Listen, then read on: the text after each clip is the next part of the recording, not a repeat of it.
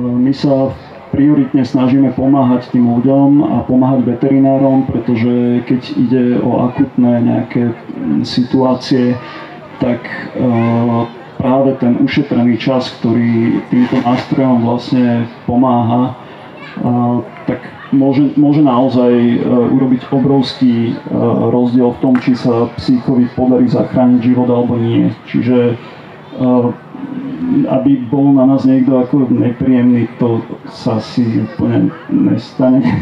Neviem, no my sa snažíme hlavne teda pomáhať a hej, máme vlastné zamestnania, ktorými sa živíme a toto robíme vyslovene zadarmo.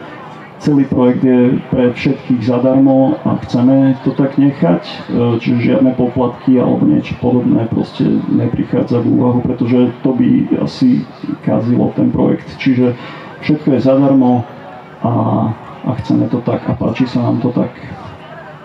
Ja som veľmi rada, že stretávam takýchto ľudí, ktorí oduševnene robia niečo, pretože to chcú robiť a hlavne, že chcú pomáhať.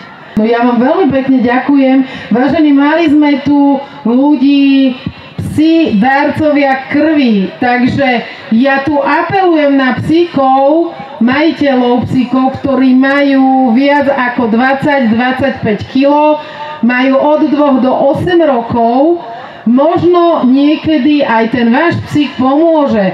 Takže možno sa informujte aj u veterinárneho lekára, alebo si dajte www.psidarcoviakrvi.sk a tam sa dozviete viacej. Veľmi pekne ďakujem!